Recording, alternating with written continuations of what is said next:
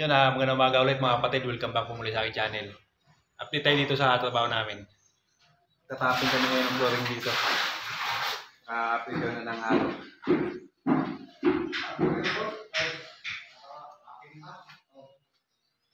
May layout na rin to. Nag-iwan na kami dito ng 2 cm para sa tiles at saka sa mortar.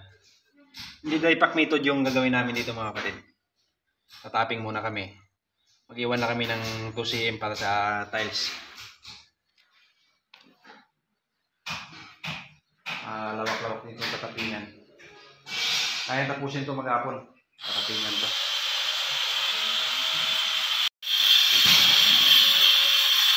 Babalutin ng WPC ito. Pinaka drywall. Paikot. Dito yung area ng kama. Diyan sa ibabaw ng headboard magkakaroon ng strip light dyan.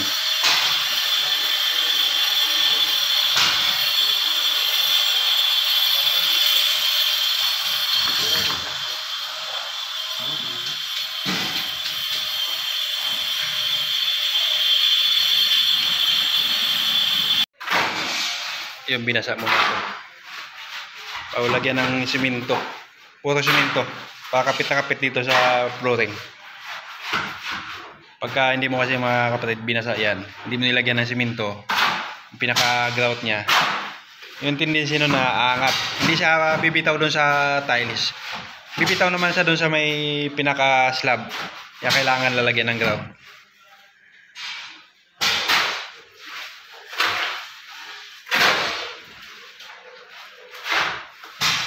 Basahin ulit ng tubig, walisin para kapit na kapit yung simento dyan sa pinaka konkreto, sa pinaka slab. Matibay ito. Ang ginamit namin dito yung buhangin at saka yung pinagbistayan para matibay. Hindi puro buhangin lang. Yung mga pinagbistayan ginamit namin dito para hindi sayang. Medyo makakapal naman to. Kaya hindi ito mahirap bulihin.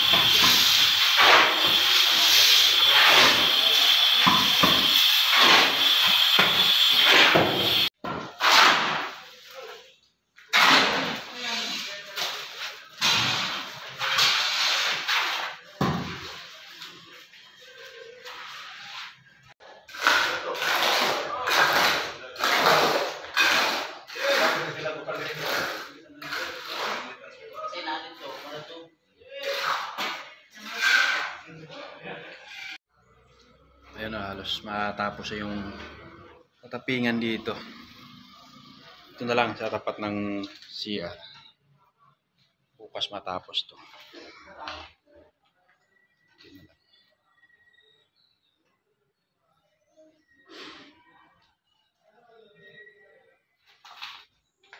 Bukas hanggang dito sa may pinaka-sala. Papaayos ko to para matapingan na rin dito.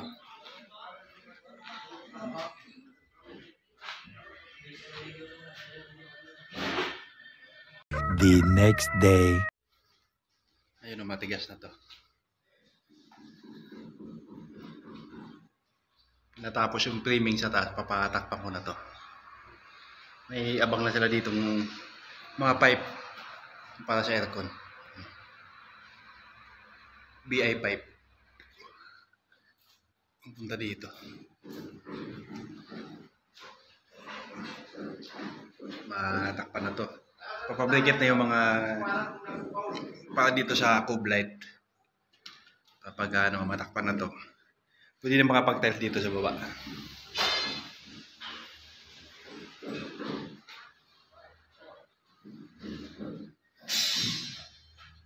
Bukas na papatuloy. Tapping dito papuntang sala.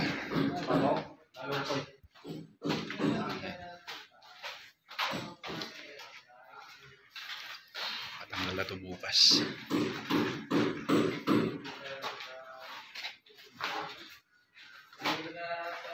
Tiles na rin dito. CR sa powder room.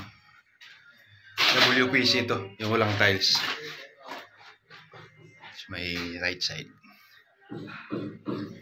Ito na lang. May pintuan.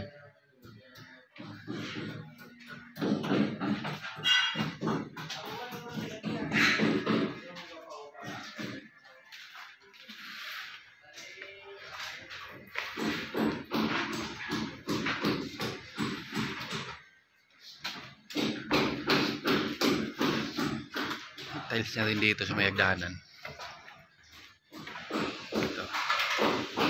Dumating na yung mga order namin mga adhesive. Kaya tuloy-tuloy na yung tiles dito. Dito sa tapos na to. Paikot dito yung tiles.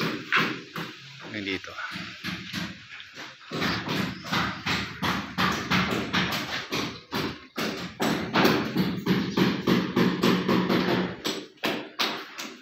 Halos na masilya na rin dito.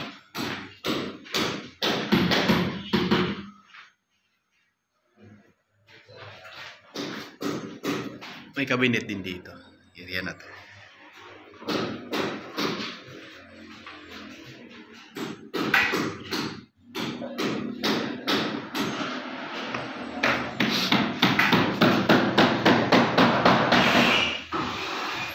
Ito halos sarado na rin lahat ng ceiling dito. Ito na lang yung CR. Ito na yung susunod nila.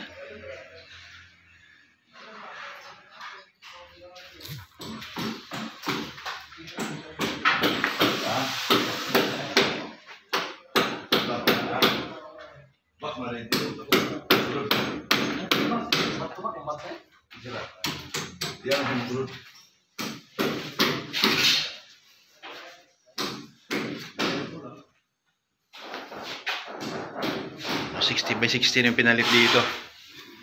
Wala nang makuwang 120 by 60. Kaya pinalitan yung kinabit dito ang dalawang piraso, tinanggal na. Palitan na ng 60 by 60. Isa lang din naman yung kulay niya. Isang design lang. Kailang 60 by 60 na.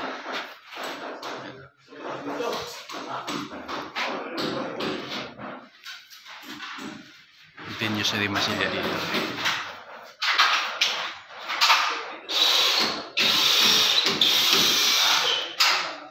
Ay, Nonoy oh.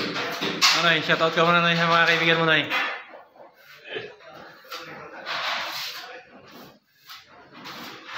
Bagong printer namin. Bagong pasok lang to. Bagong luma.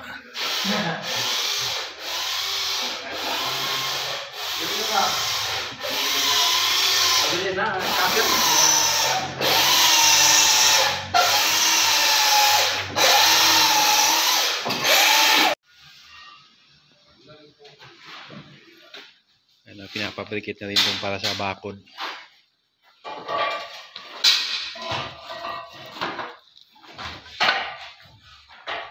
One by 2 itong nilagay dito.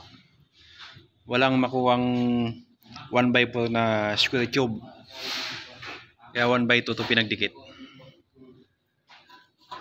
Ayaw naman ni designer na 1 by 3 ang gagamitin. Kaya dalawang 1 by 2 yung pinagdikit.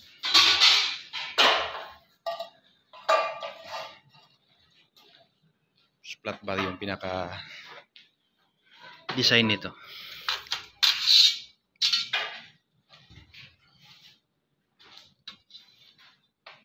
Ito siya nakalagay.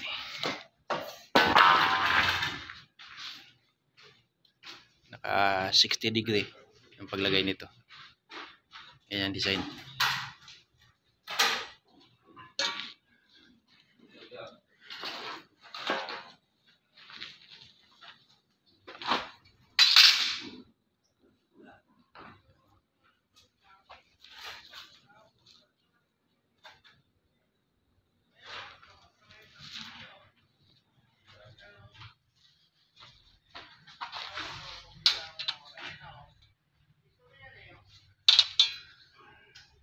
nasa 316 lang to, kapal nito.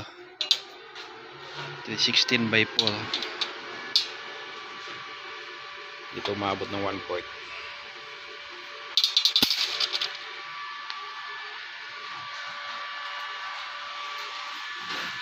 Ito lahat yung gamitin sa bakod.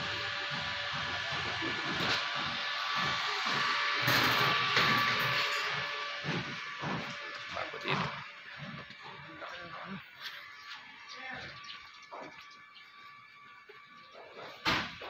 Lahat ito paikot.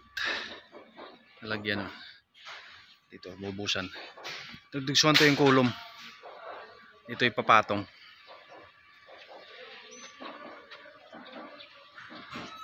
Bubusan pa ito pinakaibabaw. Pinaka-banbim niya.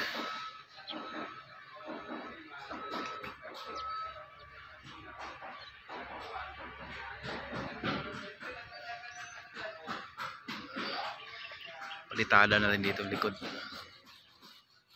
Ayan.